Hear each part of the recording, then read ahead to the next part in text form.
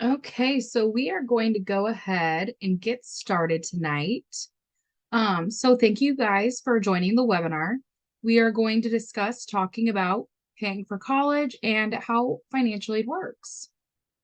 So I am here with ICANN, like you guys all know. So ICANN stands for Iowa College Access Network. So when we are looking at this, you can see our mission on the screen, but what it means to you is that we are a nonprofit that can offer you a variety of services free to you. So whether that's one appointment or 10 throughout the year, if you call or if you email us, it's no fee to you. You can come to us for a variety of things, whether it's figuring out what you want to do when you go to college, how to get there, and then how to afford it. We can help you with all of it along the way.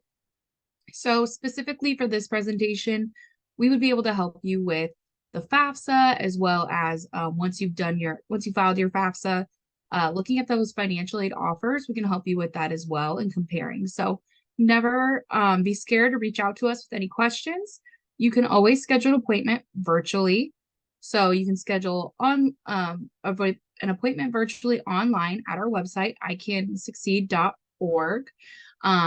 With this, when you go to the website, you'll be able to pick whether you want to schedule it in person or virtual. A virtual appointment is just going to look like a Zoom appointment. Everything else will be exactly how we would do it in the office if you did an in-person appointment. If you prefer to call in and schedule, you can do that as well. You can always just call our main line. So when we are scheduling our appointments, you can see on the screen in the middle of there, you go to icansucceed.org, and in the middle of the screen, there is an icon that says schedule an appointment. So you just click that and you can go ahead and schedule there. At the top of the screen, you can see a lot on our toolbar as well. So when you are looking at our website, maybe you're not ready to schedule an appointment with us yet, you can always go and explore. We have a lot of resources there, as you can see at the top of the screen, from career planning, college planning, financial aid, that you can look into and see the different resources we have. In the middle of that screen, you'll see events and presentations. Just like tonight's webinar and other presentations that we have, you can see that on our recorded events and presentations. You can also see upcoming webinars that we will be having just like tonight. So feel free to always go there. If you miss a webinar or if you have to jump off early tonight, you can go there and just see tonight's webinar posted there later tomorrow. So, and if that's something that maybe you would rather use Facebook as well, these webinars are always posted to our Facebook too, and they are streamed live on them as well. So again, icansucceed.org is our website, and there's a lot of helpful information there, and you can find all of our information there as well in the About section. So when we are looking at those in-person appointments, you can see we have a variety of locations. Here is our Eastern Iowa Success Centers that you can see on the screen. I am actually located at the Hiawatha location. So if you are working with me, you'll see me there. But we have a variety of other locations in Iowa as well, such as Central Iowa. And then we also have the Western Iowa Success Center. So again, we are in a variety of places for you, whether that is coming to our specific campus that we are at, or if you are coming and working with us online virtually in a Zoom appointment. So back to our presentation, you should have got an email today if you signed up for the webinar with these resources. If you did not sign up for the webinar and register for it, you can always find these materials at that link above. That's icansucceed.org/materials. You can find them there. So just to cover them quickly, you're going to see the How to Pay for College on the bottom, that booklet there. You would get it in a PDF form today. If some of your counselors may have that booklet as well in a physical form, but if you'll get it in a PDF form with the webinar today, and it has a bunch of resources in there. So we only have an hour for this webinar today, and we cover a variety of topics, but there's so much more I could dive into. So look at that booklet, and it's going to go more into specifics along the way. That countdown calendar in the middle of the screen, it's going to have seniors on one side and juniors on the other. That is going to be a checklist of things you can do month to month throughout your senior year. And it's going to keep you on task for making sure once you hit graduation for high school that you're ready for those next steps. And then we have the ready to file the FAFSA form. So when it comes time to file the FAFSA, this is a great resource for you. it is going to be used as that checklist of things that you will need to be able to file the FAFSA itself. So before you go into the website and log in and start, just check with this checklist and make sure that you have everything you need so you don't have to keep on stopping and pausing and getting back into the FAFSA form. We also use it as a resource for if you're using us to file the FAFSA, to make sure that you have all these things as well before you come into our appointment. So it's a great resource to have so you're not able to have everything prepared before that time comes. In this presentation today, we're going to cover a variety of things. We're going to cover financial aid application process, calculating and understanding financial aid, understanding college costs, financial aid sources and programs, scholarships, and financial aid assistance. So there's a lot of things we have to cover today. If you do have any questions throughout the presentation, feel free to enter it in the chat, whether that is you're watching the webinar or you're on the Facebook Live. I will try to answer them along the way, and if I don't get them, I will double check it at the end to see if there's anything I missed. So, again, always feel free to answer your questions along the way, or if it's something that you think of after this webinar closes, you can always email any of us too as well. So feel free to reach out if you do have any questions that you may have that you don't feel like asking today, or you just think about them later down the road. So when we are looking at financial aid, there are some big misunderstandings. Some people think financial aid is meant to pay for all college costs. Sadly, that's not the reality. There's other things as well that help pay for college costs, and that the only financial aid is gift aid. So you won't only get just that gift aid, so that free money towards you. You'll also maybe get work study or student loans, a part of that financial aid package. So when we are looking at this, we're going to discover a lot of different things, and I'll talk about these things along the way. When we're looking at financial aid, it divides into two things. So that gift aid, and which is free money, so grants and scholarships, merit-based or need-based, and then that's self-help aid. So that's going to look like those loans or work study / employment. So a variety of things that, again, we will get into going through this presentation. When we are looking at the application process for financial aid, that is the term that I've used a couple times, the FAFSA form. So what is the FAFSA? The FAFSA is the free application for federal student aid. It's going to be required by some state and institutional aid. So not only for the state of Iowa to get some aid there, but that college or university as well for that institutional aid. And what it is, it's going to be a snapshot of that family's financial situation. So we fill out a lot of questions to then get that snapshot of what your financial circumstances may look like.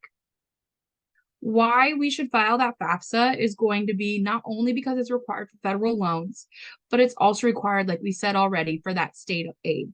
So we want to make sure that we are doing the form so we can get as much aid as we deserve, as well as that it's going to probably be required by your institution for that institutional aid. So it may or may not be required, but most likely they are going to want you to fill out that FAFSA form for that college or university to give you more aid. So these are the reasons why we should file the FAFSA.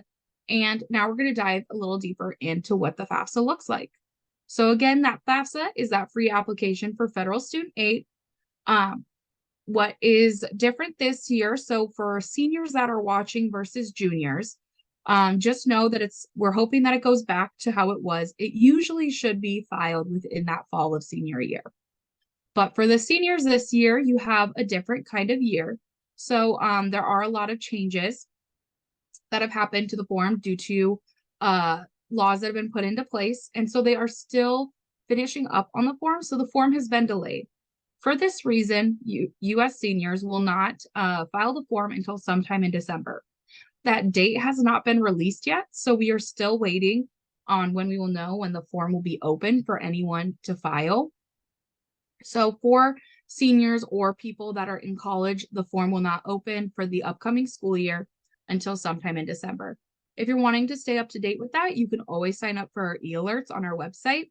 So go to that icansucceed.org and sign up for our e-alerts. It'll be a pop-up that will come up. You can always sign up for it there. And when you do, the day that we know that we will be taking appointments for helping file the FAFSA and we know that it comes out, we will send an email out to all of our people that are signed up for it. And if you aren't signed up for our e-alerts, you can always go to our Facebook page and follow us too, and we will keep you notified on there as well. For this FAFSA form, you will go to studentaid.gov, and so that's where you'll stay up to date on all the latest things for student aid. that's the website that we will go to for it. And what's really nice about the FAFSA form is that when you go to that website and you file that form, it is going to be processed within 3 to 5 days. So it's a very fast turnover for it. So once you submit it, it gets processed and then it's sent off to that school, those schools, once it's fully processed in those 3 to 5 business days. After that too, what another bonus to the form being online is going to be that skip logic. So there's that skip logic along the way that you may not have to answer every question that maybe doesn't apply to you. So it's nice that way, so you're not getting questions that maybe you don't need to answer along the way. As well as you're going through the questions, they're going to have help icons. So there's going to be a little question mark next to the question that maybe they can be a little wordy. And next to that, you can click that icon and it will maybe give you a picture referring to what you need to look at, or it's going to give you some more examples and describe better what they're looking for from you. So it's a helpful form. And if you do need any help on it, you can always reach out to us for that help along the way. When we are looking at filing the FAFSA, it is going to require a FSA ID. So this is your federal student aid ID. Like you can see on the screen, there is the web page with create an account. So again, you're going to studentaid.gov where you'll file that FAFSA form and you're going to select create an account. When you're creating this account, you're going to enter in basic demographic information. So your name, your birth date, your social security number. You're going to put a username, a password. You're going to go in and you're going to verify your email and your phone number. So there's a variety of steps to creating an account, but this FSA ID is going to serve as your legal signature for the form. So once you are ready to submit it, it'll serve as that electronic signature for you so you can submit it. It also ties all of your information to you. So this is why we have to have an FSA ID so we can have that information for that FAFSA form tied to you, as well as when you get maybe loans or grants, they can be tied to your account as well. So not only does it serve as your signature, but it is going to have all of your account information within it. So when we are creating that FSA ID, we need to make sure when we are putting in our email address that we are using only a personal email. We don't want to use a high school email for this due to the reason that usually after senior year, it's going to get shut off. So we want to make sure we can always gain access to our account through this email and get notified if anything's going on through that account as well. So when we are going through it, it's going to have that verification method with the email and text message. So when we are creating that FSA ID, we'll have to get a code and we'll have to put that back in to verify those.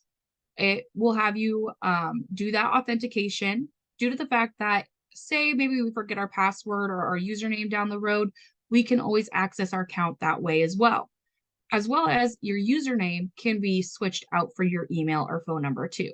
So always do that authentication process so that it's going to help you in the future recover your account ever if you need so, or it's going to be able to use as your username as well. One main question that I usually do get with the FSA ID is that, am I getting any kind of code when I complete it? No, your FSA ID is just your login. So just that username and password. That is all your FSA ID is. When we are looking at FSA ID, we are saying that to better be safe than sorry, everyone create an FSA ID. So for parents out there, your student is always going to need one, no matter what. You as a parent, if you have one from the past, you don't need to create a new one, whether that is from a previous student or if you were a student not that long ago and you have a login to studentaid.gov, you can use that FSA ID for you throughout the parent section. When it comes to having two parents involved, it then depends on your filing status on how if only one parent or both parents would need an FSA ID. If you are married and filing joint, you only need one FSA ID for both those parents because that's how your taxes are going to pull. If you filed any other way, you're going to want to have both. Or if you filed separately, you'll want to each as a parent have, and if down the road, you will see if which parent will be on the FAFSA, that parent will need an FSA ID. So we'll get a little further into it. And if we have questions once we get to that parent section, please let me know. But again, that FSA ID needs to be created before we start the FAFSA. So again, I'll say that before we start the FAFSA.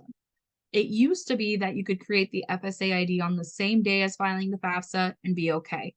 But now they have to have it fully verified before you can start the form. So that may take a few days before they can verify it. They are saying maybe up to 7 days, depending on the time of year. So my recommendation, once you're done with this today, go ahead and start creating that FSA ID. Do not wait until our appointment because I won't be able to file it for you. So making sure that we're getting that done prior to filing the FAFSA and we get it verified as well, or they won't let you continue into the form. So do I have any questions about the FSA ID before we move on to the FAFSA? I'll take a second and I'll look at the live. Okay. So just again, before we get to the FAFSA portion, you're going to need your social security number, your name, email, that's not a school one, and as well as a phone number, and you'll have to create some basic login information. Another thing to remember is because we are using our social security number, the name that we put in that FSA ID needs to match on the social security card. So whatever it is on your social security card, it has to be that on your account. So say if you go by a shorter name usually, but it's not your legal name, it has to be your legal name that's on your card. Now, moving on to the FAFSA. So when we have that FSA ID and we are ready to file, again, depending on if you're a senior this year, it'll be sometime in December, a junior, it'll be sometime in the fall. When we're looking at when we want to file, we want to make sure it's before our priority dates. So what are priority dates? They're going to be the date recommended to file. They're going to be that date that you get the best chance for financial aid. So a lot of schools have priority dates, especially those state schools. So Iowa, Iowa State. So making sure that we are meeting those priority dates to get the most financial aid that we deserve, because some schools only have a certain amount of funding. So if you don't file before that priority date, you may not receive the aid that you deserve.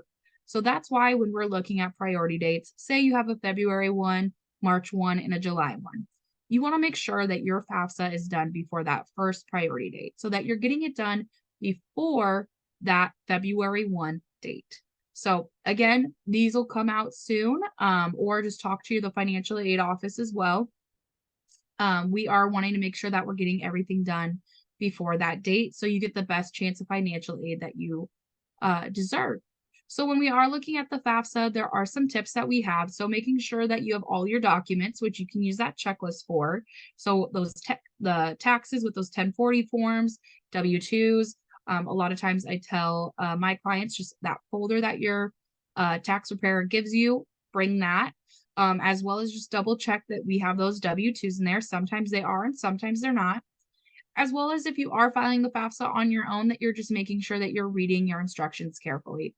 So again, they can be very wordy, so making sure that you are reading them carefully or using those help icons. And if you can't figure it out, always feel free to call in, create an appointment, or email me with any questions.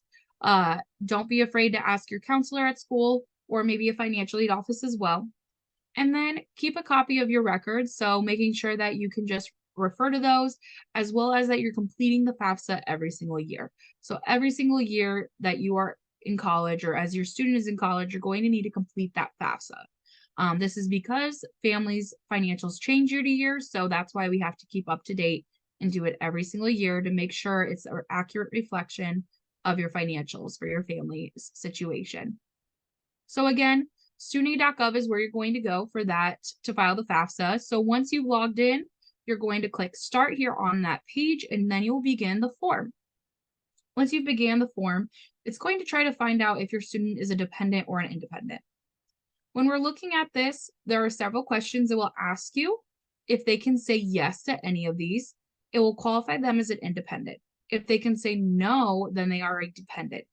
If they're an independent, they will then be able to fill out the form themselves and not need any parental information.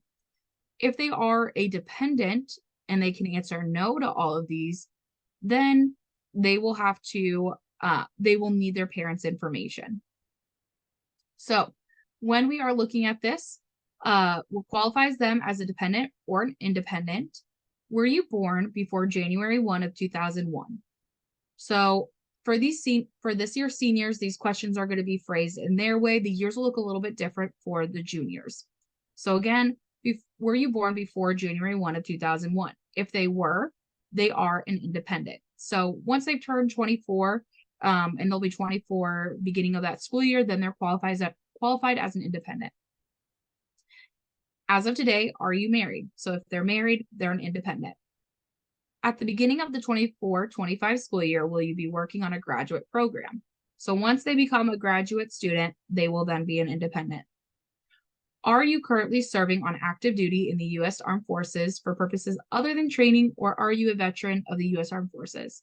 Again, if they can answer yes, they are an independent. Do you have children or dependents who will receive more than half of their support from you between July 1, 2024 and June 30th, 2025? Again, if they can say yes, and they support them more than half of their financial support, then they're an independent.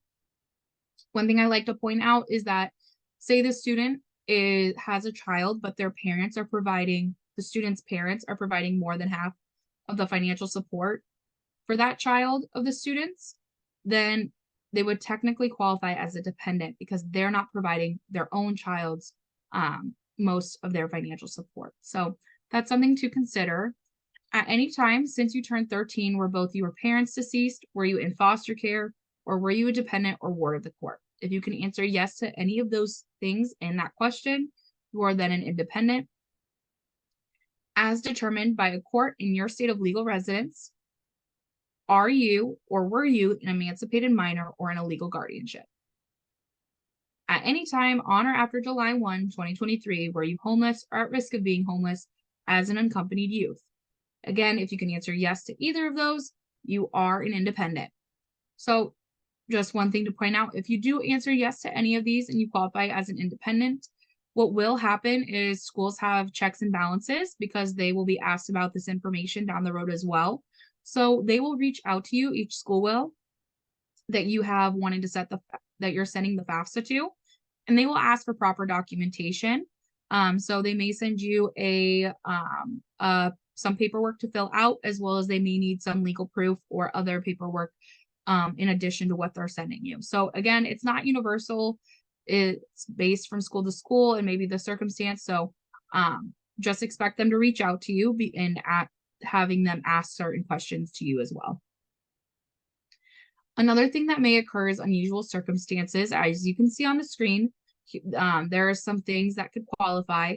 If the student has an unusual circumstance where they cannot provide parental information due to that, they can check the box of unusual circumstance. It will then come up with a waiver stating that they understand what the unusual circumstance is and just kind of better describing it to them. And if they still qualify under that, they can then fill out the form just themselves without parents' information, and it'll be sent off for approval. Again, college is going to reach out to you to get that extra information from you to then qualify you for that unusual circumstance, but it's up to the college themselves.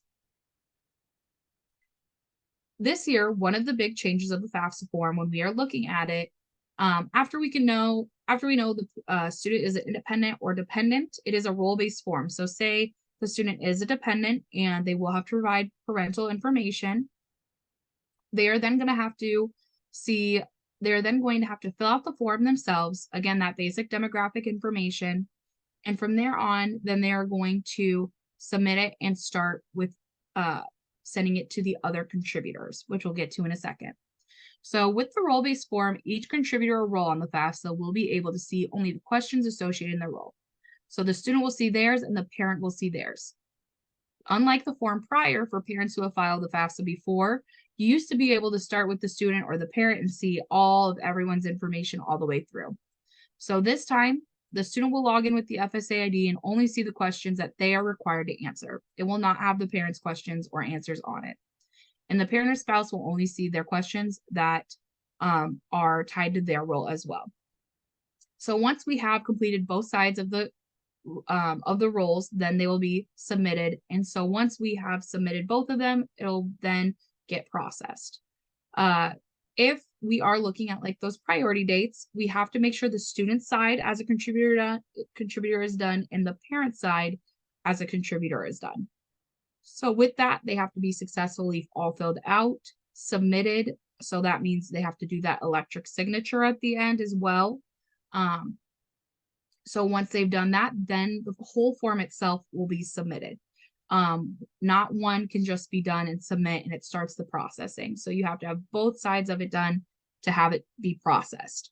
So if it's a February 1 priority date and we have a student that has their side done, but the parent didn't get theirs done, then the form will not be submitted yet. When we're looking at contributors, a contributor is anyone who is required to provide information on the student's FAFSA form. So that could be the student, student spouse, or biological adoptive parent, or parent spouse, or step parent. For contributors are not grandparents, foster parents, legal guardians, siblings, aunts or uncles, even if they provided or helped raise the student. So there are these factors when it does come to deciding who the contributor is.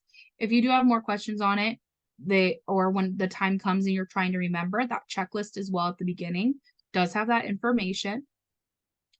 When we are identifying the contributors, the student or parent will begin the FAFSA form. Their answers will determine which contributor, if any, is required to provide the information. So they will have questions on there asking about your situation, whether it's the student that starts it or the parent starts it, and they will help you figure out the other contributors that need to be putting information on the form as well. So when we have started the form, either student or parent, you'll have to invite those other contributors. So it's supposed to be pretty seamless that once you complete your form, it will have you send off an email to that other contributor. So the FAFSA form will ask you for the date of birth, the name, social security card or social security number, and that email address of the other contributor. You want to make sure that matches the account that they have created. So getting that information before you are completing that FAFSA form is a good thing to have on hand so you don't have to come back to it, and making sure everything is matching again. So again, that date of birth, double check that social security number. It has to be the same email address as the account they created, and that contributor name, it can't be anything short, and it has to be that full name on that social security card.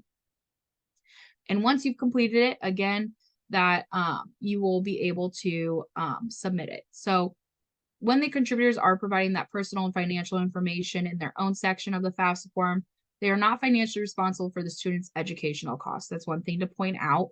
All because you provide your information doesn't mean you're going to be taking on the loan. It just means you're giving them the snapshot of your family's financial situation. So when you are as a contributor and you're starting, obviously you need to create that FSA ID. You need to make sure that you're getting to studentaid.gov and you're logging in, and then you're starting that FAFSA form and you're putting in the required information and you're submitting. As parents, when you are going through it, and students as well, you'll have to provide consent. So that for that tax information, it's not going to look like it has in the past where we had to go to the IRS. What is going to happen is when you have that FSA ID and it's verified, they are going to be using that social security number and your information to be able to pull your taxes. So this is why they're going to have that consent that allows them to pull that from it, as well as it's going to allow, because of laws, they need to make sure they have the consent for schools to be able to look at your FAFSA information and that financial information so they can award you the certain financial aid you deserve as well. So you're allowing that U.S. Department of Education to share the tax information with those colleges or universities so they can do that. So when it does come up, you do have to provide consent, or if you refuse, then the FAFSA form will be incomplete and the student will not be eligible for financial aid. So again, if you don't provide that consent, then the FAFSA form will not be completed and submitted. So when we are going through the form and it's come to the time to decide who is considered the parent or the contributor, we're going to ask ourselves these questions to know who else needs to fill out the form. So if both legal parents are married, you answer the questions about both the parents. Pretty easy that way.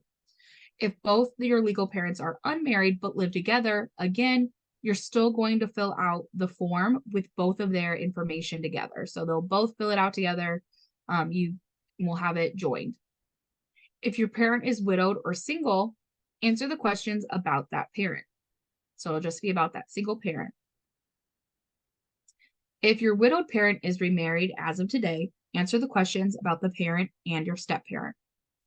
If your parents are divorced or legally separated, answer the questions about the parent that provides the most financial support. If this is something where before it used to be provide the information for whoever the student lived with the most, it is now whoever provides the most financial support. So then next, if this parent is remarried as of today, answer the questions about the parent and your step parent. So if that parent who divorced that provides the most financial support for you is remarried, you will answer it about that step parent as well. When we are looking at a parent being remarried, just know when you are filling out the form, it does mean as of that day. So even if we are using, say, the 2022 tax year for those seniors, say we are using those taxes for the FAFSA this year, and your parent wasn't married in the 2022 tax year, but say they got married a month before you filed the FAFSA, or even the day before you filed the FAFSA. If you're filing the FAFSA and as of that day they are married, then you need to put down both of their information. So that's where this comes into play. Say they're married, but they didn't file together jointly. We'll need to have an FSA ID for that parent and that step parent so that both of their taxes can be pulled. As you go on in the form and your parents fill out the demographic information, they decide to provide consent as well. Then we are going to get to family size. This will be based on the number of exemptions claimed on the federal tax returns. So this is a little newer as well, but there will be a following question that will allow you to modify this number if needed. This is still kind of to be determined what it will look like as well, but we do know that there will be a spot for people to modify it as well. And then as you keep going through and you're answering more of the financials, there is going to be a new spot on the form as well. So businesses and farms are going to look a little bit different. You're going to have to provide the net worth. It used to be if it was only investment farms or if it was businesses of people that didn't own over 51% or had less than 100 employees. So no matter what the size or who you are, you're going to have to provide the businesses and farms information. So again, that's net worth, the current value. So if you were to sell everything as of today, minus any debt you have towards it. So when we're looking at that current value, it's going to include land, buildings, machinery, equipment, inventory. It is your best to your knowledge of that, what it would be worth if you sold it as of today, all of it put together, minus any kind of debt that you have within it still. If this is something that I know that people are like, how am I supposed to do that? Always talk to your accountant or maybe who helps file taxes for you. There are supposed to be in there, maybe some things that will help you as well. So always look through those and talk to your accountant as well when it comes to adding these things up. Now, looking at investments, there will be a section that will ask you about that businesses and farms, and then talking about maybe how much you have in your savings and checking accounts as of today. And then they'll ask you about your investments information. So your investments are going to include real estate, not the house you currently live in, but any other kind of real estate besides that house you live in. Trust funds, money market funds, mutual funds, CDs, stocks, bonds, UGMAs, UPMAs, other securities, and 529s plans. So those educational savings accounts for all of your students. So again, any kind of 529 plans, you're going to need to make sure that you know, because they're technically all of your investments. So with this, again, talk to your accountant or look at your latest investment stub that you would have, that it would tell you what your investments are worth and be able to bring that to your appointment so we can either add it together or already have it all added together.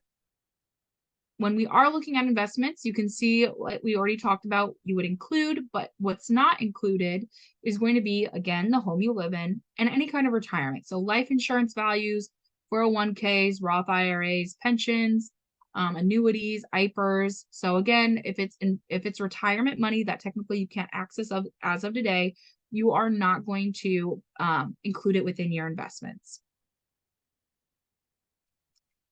And when we are looking at the FAFSA and we've gotten through everything, it is going to bring up a summary. So your FAFSA submission summary, you're going to want to look through, check for accuracy, double check your answers, and update any information if necessary. So when you're going through this, you will double check it and then you will sign and submit the form. Once it's successfully submitted, then you will get an email notifying you submitted the form. And from there, then you'll get a second email notifying you once it's fully processed. So once it's fully processed within that 3 to 5 business days, then it'll be sent off to the colleges. So depending on your school, there may be certain times that they roll out financial aid offers. So always double check with them. If you are wondering why you haven't gotten anything yet, it may just be because they wait until a certain time of year to roll those out. So always talk with your admissions counselor or financial aid office if you think they may have not received it. With that as well, when we are going through the FAFSA, you will put down all of your schools. When you're putting them down, you can list up to 20 schools. You don't have to list 20. It can be less than that. But if you aren't quite sure yet, list down any of them that you may think that you're applying to. And as well as if it comes to a time where you maybe haven't filed that, or you have filed that FAFSA already and you've found a new school you want it sent to, you can always add a school later as well. So once we've completed the FAFSA form and we have gotten all the way through it, and maybe we think, okay, 2022 taxes are not going to reflect the upcoming school year for my senior student. What you can do is talk to the school and report a special circumstance. So what this is going to do, it's not tied to studentaid.gov. It's not on the FAFSA. You're going to contact each individual school themselves. So you'll reach out, say, if you're reaching out to University of Iowa, you could reach out to them and say you have a special circumstance. What the financial aid office will do is they will ask you to maybe explain it and then supply documentation of it as well, fill out a form. And then it is up to them whether your special circumstance qualifies and may help you get more financial aid or not. So again, if your financial circumstance, maybe you have a change in employment, medical expenses aren't covered by insurance, or a marital status that your just expenses will not look like, or your circumstances will not look like what they were in the prior year, and you're going to need more aid and you won't be making as much, you can always report that and see if you qualify. Another thing that may happen after the FAFSA is going to be verification. So the student themselves, not the parent, the student themselves will be notified. So make sure, again, we're checking that email that we put on studentaid.gov for our account. They will ask for verification. They may ask for other documents to provide that verification information, or they may send a direct document to them and have them fill it out. So when we do get that after the FAFSA to maybe verify taxes or anything else, making sure that we're being timely on it is really important. We want to make sure we respond immediately so that if we have any questions, or if we are really needing that financial aid offer, it's not taking the extra time or being delayed or canceling any of your financial aid that you should receive as well. So now we're going to kind of transfer over from the FAFSA side to looking more at the aid that you'd be receiving and diving deeper into it. We are going to have some key terms to start off with, which we'll talk about throughout the rest of this time. That is going to be, the first one will be SAI, so a student aid index. When you get your financial aid package, it'll have an SAI in it. It is going to be the number that the college or university receives from the FAFSA. What it is it's a index that colleges use to determine your eligibility and what they are going to offer you for financial aid as well. So no matter what, it remains the same regardless to whichever college you apply to, but it's that number you get from the FAFSA. It's that parent contribution plus student contribution. So that is what will add up to your SAI. And when we see that, we're also probably going to see cost of attendance on our financial aid offer as well. So that cost of attendance is going to be abbreviated COA most times. It is going to include those direct costs and indirect costs. So direct costs will be that tuition and fees from the school and housing and food. Those indirect costs will be books and supplies, transportation, any kind of miscellaneous expenses as well. So when colleges are calculating that financial need, they are going to use cost of attendance minus SAI. So as you can see on the screen with those charts, three different schools, A, B, and C, each have a different or each have a different amount of their cost of attendance. So their tuition and fees and housing and food. And then that SAI stays the same. So they're going to do that cost of attendance minus SAI. And you see the last number there, that is your financial need. When you're looking at financial need, then they're going to see with that what financial aid they need to meet and maybe make up that financial need that will be made up of grants, scholarships, loans. So they're looking at that financial need to figure out what kind of aid they should be giving you. When we are looking at financial aid, there's going to be a lot of different sources and programs along the way as well. So again, we have those main two types of financial aid. It's going to be that gift aid and self-help aid. And when we're looking at sources of financial aid, it'll have federal, state, institutional, and private, which we'll dive a little bit deeper into going through this. So federal student aid is going to be divided into two different kinds of loans. So when we have that, they are going to look like Stafford loans, and it's going to be a subsidized or unsubsidized loan. That subsidized loan is need-based. It's going to have the same interest rate as that unsubsidized. You can see what it is for this year currently on the screen. What is the difference between the two? So again, subsidized, need-based. Throughout your time in college, if you accept a subsidized loan, the government is going to pay that interest for you while you are in school. So as the student, you do not accumulate interest as you go through college, but once you graduate and you start paying on those loans, you will start accumulating interest. Unsubsidized, it is not need-based, and the student will be responsible for that interest. So that student is going to accumulate that interest all throughout the time that they have that loan in college and so on. When we are looking at Stafford loans, there are limits. So you can see freshman, sophomore, junior, and senior year, and it increases as they go. And it could be made up of both or just one. So with federal student aid, it is, like I said, there are going to be some different guidelines. So with Stafford loans, there will be a 6-month grace period. So once the student graduates, they will not have to start paying on that loan until 6 months after graduation. So again, say they graduate in May, they don't have to start paying on that as soon as they graduate. They have 6 months that they understand they want to get you adjusted. You need to start saving, trying to find that job, making sure that you have time so that when payments do start, you do have that money. That doesn't mean that if you want to pay on your loans throughout your college experience that you can't. You can definitely pay on them throughout your college experience, but you don't have to. So it has that flexibility. There also may be fees as well as money goes directly to the school. So when you are accepting that Stafford loan, you do not get a check. So your student will not get a check if they accept it. It just goes directly to the school. Once they've accepted it in their student account, the school themselves will notify U.S. Department of Education, and they will then receive that money on their behalf. And then, again, we already talked about annual loan limits. So when we're looking at loans, if we do need a loan, again, if you don't need a loan, definitely don't take out a loan. We don't want to borrow money that we don't need. But if you do need to take out a loan, we recommend starting with that Stafford loan because it is going to have the lowest interest rate and it has that flexibility for the student. If they don't want to pay it right now or can't afford to pay it right now, then they don't have to. If we're looking for other loans outside of Stafford loans, so say you need more loans that the Stafford loans can't cover, we also can look at the Parent Plus loan.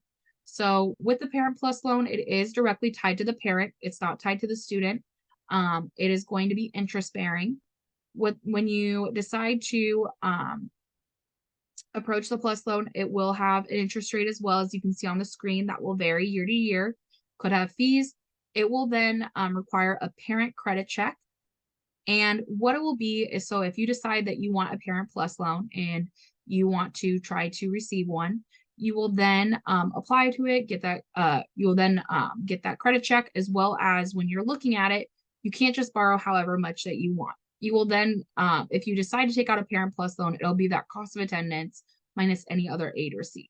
So that final price tag that's on the financial aid offer. So whatever, maybe the Stafford loans and other free aid, you receive, that gift aid, whatever that doesn't cover, say it's $3,000 left that you need to pay to the school, that's how much it will cover. You can't take more than that amount out. It'll just be that last dollar amount.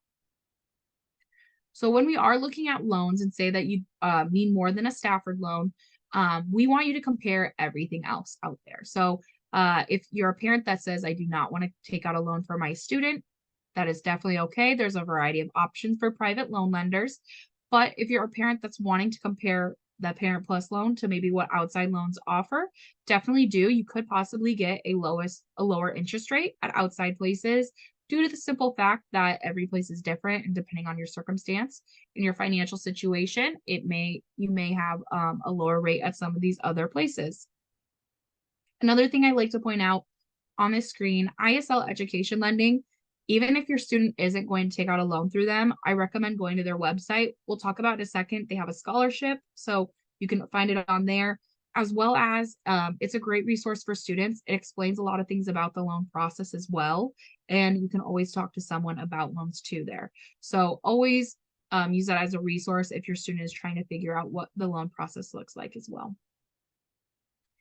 Another resource is going to be that State of Iowa Aid.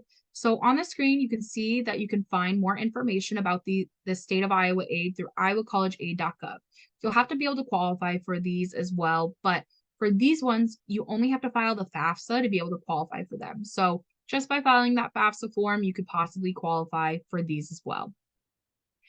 Then you can see there's other State of Iowa Aid on this screen. You would have to go to that website and fill out a separate short application to be able to qualify for these. So you'll need the FAFSA and the Iowa financial aid application to be able to qualify for these. Again, these will be need-based, so you do need to just look at these and based on certain qualifications. So read through them and see if you qualify. But again, you have to fill out the Iowa financial aid application on top of the FAFSA one to be able to qualify for these. Now, outside of federal aid and state aid and those private loans, there's also institutional aid. So that could be based on merit or need. Some schools will give you a academic scholarship. So just by applying to the school and having a good GPA, you could qualify for that academic scholarship. And on top of that, you just have to keep above a certain GPA your time through college. So again, that varies from school to school and whether they have the funding for it. So on these academic or any kind of other need-based scholarship through the school, it's going to depend school to school. It will be upon their funding of what you can receive from them, as well as they may have other kind of scholarships that you could apply for. So making sure you're going to their website, looking at their financial aid and seeing on their financial aid side to their website if they have any other scholarships for you that you can apply for. You could also reach out to that financial aid office or that admissions office to see if there's any additional requirements for any of these, as well as if you can't find anything on their website, just to reach out to see if they have anything. I know coming from admissions in my prior work experience, working with transfer students. So down the road, maybe if you're as a senior thinking of going to a 2-year and then transferring, we had some transfer scholarships available. So looking at those different things, as well as what all they have to offer, it never hurts to ask just to see if you can get more free money or scholarships. As well as on the topic of scholarships, private scholarships. So not only through that college or university, but private scholarships maybe within your community. So you will get your senior year a lot of emails from your counselor notifying you of the different scholarships coming up, or some that I've been working with have a database for it where it makes it easy. It's a one-stop shop for all of them that you can go in and see when they're coming up. When you are looking at scholarships, making sure that you're not only looking within your counselor's database, but maybe your employer, seeing if they have anything, or your parents' employers, whether there's organizations you're a part of that may have local businesses. Another great tool to look at is our scholarship database. So you can go to that website link there. We have one sorted out into different categories for students to make it easier, as well as we have trusted links on our website as well. So use our database because as the year goes, we will be updating it too. So when you go in and maybe you find something that you qualify for, but maybe it's not updated to this year yet, maybe it's last year's due date, mark that in your calendar and check maybe a month before, because we will update that when we do get the certain date and the new information for that scholarship as well. So again, on our website, you'll find some scholarships for everyone. And you'll also find other scholarships like I discussed earlier, like that ISL Education Lending Scholarship. So again, go to their website, see if you qualify. You can also find this resource on our website as well. It's open through November 30th. So go ahead and check that out and see if you can apply to it. There's also the Iowa Farm Bureau. Maybe you're a part of it or you know more about it, but again, within offices of each Iowa's 99 counties, they work to improve rural Iowa throughout 4 key focus areas that you can see right there.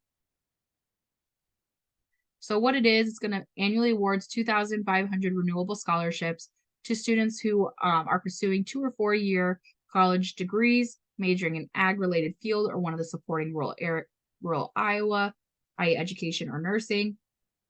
So again, go to their website and see if you can apply to it. And oops, I skipped through that one. And that needs to be submitted by January 31st of 2024. Some other websites that we do trust that you can also find within our booklet. So you can look at that PDF and actually click into these, or you can go to our website on our scholarships. We have our trusted websites on there as well. And I'll slowly go through these, as well as certain apps that we trust too. So if your student prefers to do apps, they can definitely do that. And as you are filling out scholarships, always be aware. So like I said, we have our trusted resources for you. But if you are deciding to go out on your own and Google different scholarships, make sure that you are looking at the different things and not giving too much information. So we should never give our social security number out on a scholarship application. We should not be, if we're having to pay for a scholarship, it's probably fake. So don't be doing that. Double check everything. We don't want to give anyone any of our private information.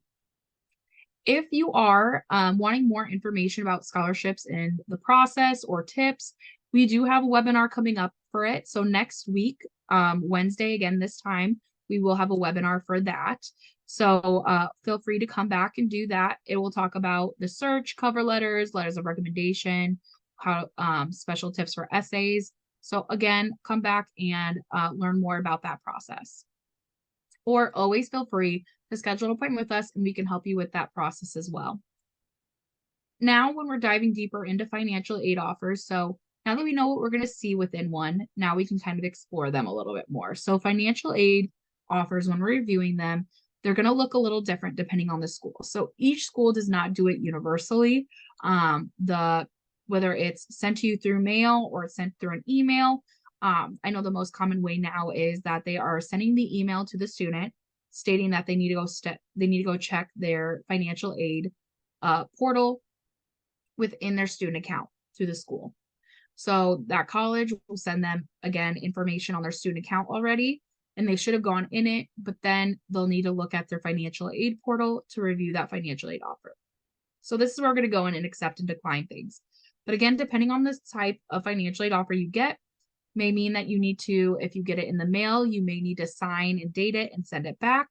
Again, it's just a variety of different ways, but always talk to your admissions counselor or financial aid office to know all the steps that you need to do so that you get it back timely and quickly as possible. So here's an example of a financial aid offer. You can see here that there's the cost of attendance at the top, and it's split into those direct costs and indirect costs. So that tuition and fees, housing and food, and then the indirect costs of books and supplies, transportation, and personal. Under there, then you'll see the financial aid they'll be receiving. So we have that free money, so that gift aid, the grants and scholarships, and then any type of loans, as well as work study if they would qualify. On this one, you can see that they need to sign, date, and accept and decline those offers on the side. When we are looking at financial aid offers, we want to make sure we're comparing each one.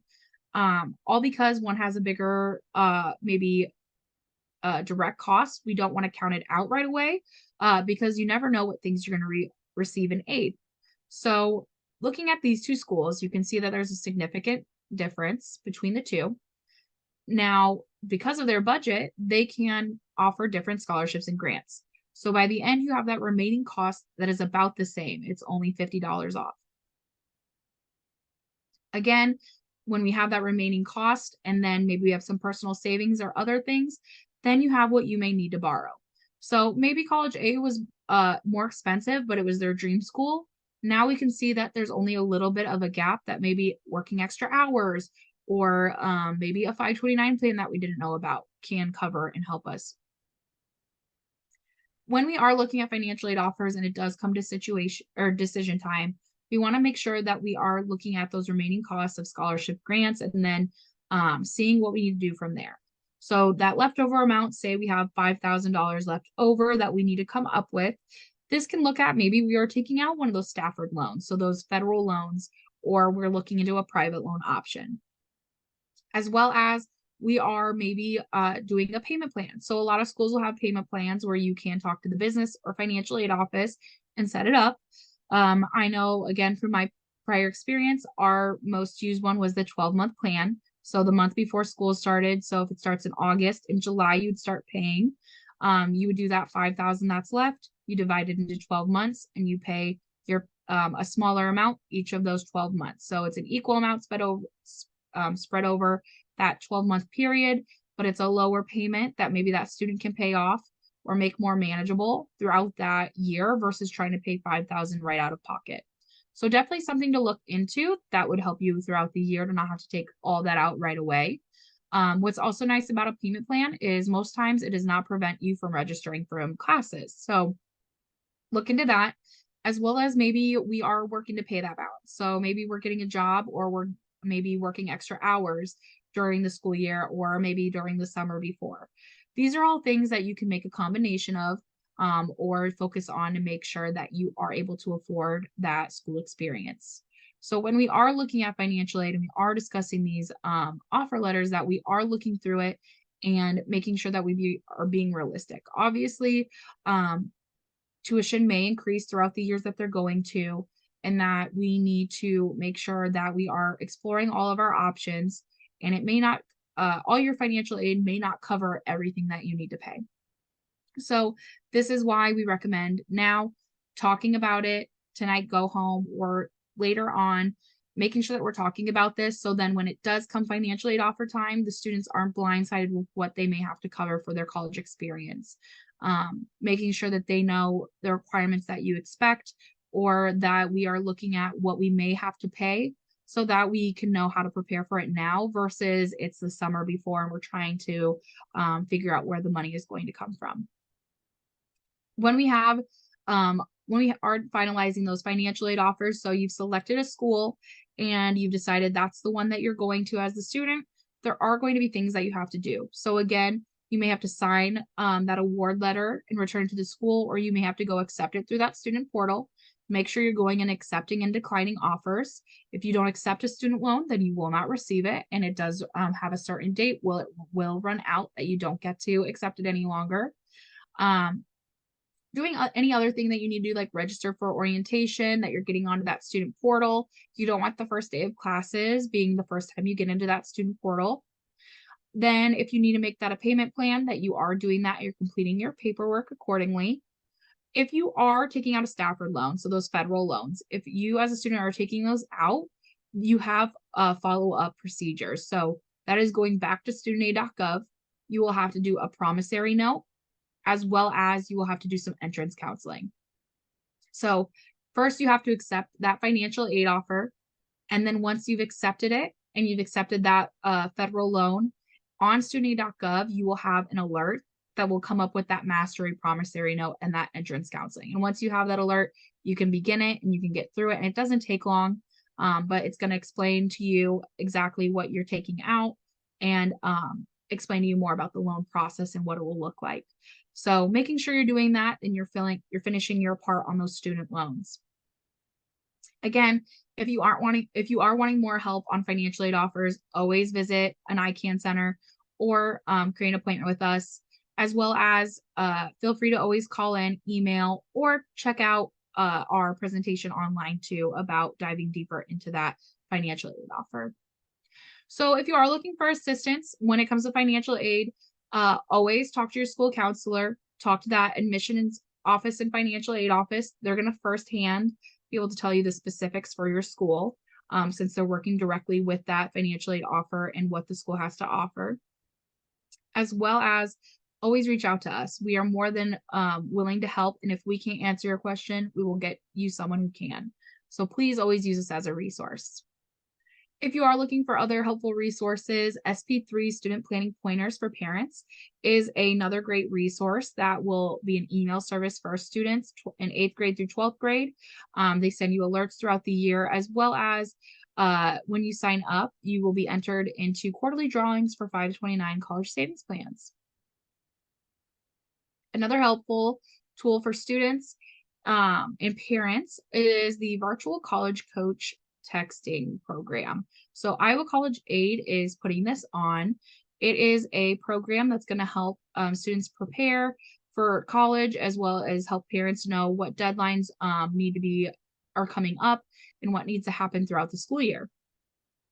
So again, if you want to sign up, use this QR code right here on the screen, or you can always go to that website too. And for your next step, so leaving this webinar today, making sure that we are applying for those scholarships that are coming along this spring and getting those ones that are, getting those scholarships done for this fall that are coming up, as well as getting those ones in our calendar that are in the spring. We're making sure we're going to studentaid.gov and creating that FSA ID. And once that FAFSA is open, we are making sure we are getting it done before our school's priority date. If you're wanting assistance, you're getting in mid-November, you may be signing up for an appointment with us to file that FAFSA, or you can always schedule an appointment with us for anything else to talk through if you need any help, that you're just staying on top of the process and you ask for help when you need it. So we do need your feedback. I would love to get feedback about today's webinar, as well as if you have any questions about our services and programs. So please feel free to do the survey at the end of the webinar that will pop up on the screen.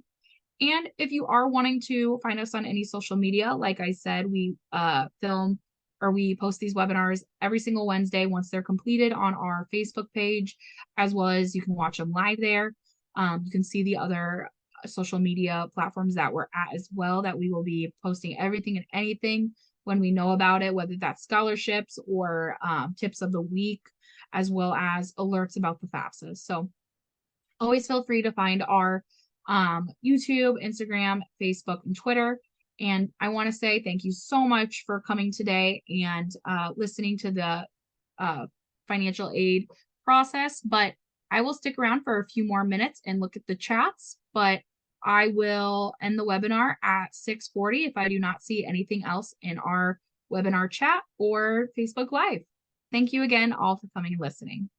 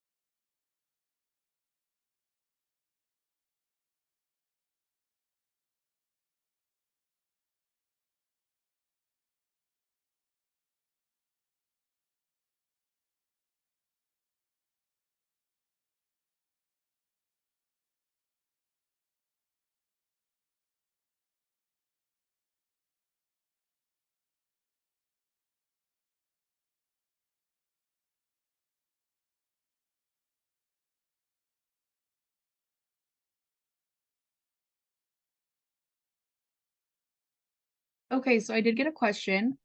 What about parents who are separated but not legally yet? Would you just require a special circumstances request to the college?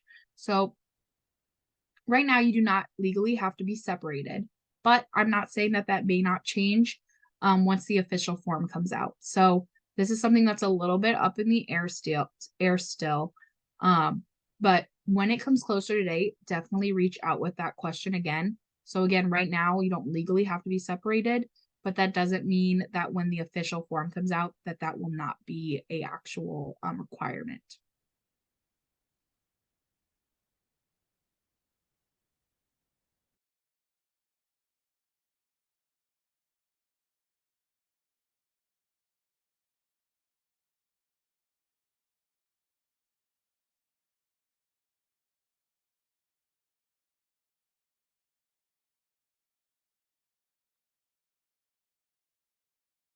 Okay, so I am not seeing any other questions within the chat boxes. So I'm going to go ahead and end the webinar. I appreciate again everyone who came and watched today. And if you have any questions that come up later, please feel free to reach out to us on our website. You can always go to the live chat box or you can email us or call us directly. Thank you again, everyone. Have a good rest of your night.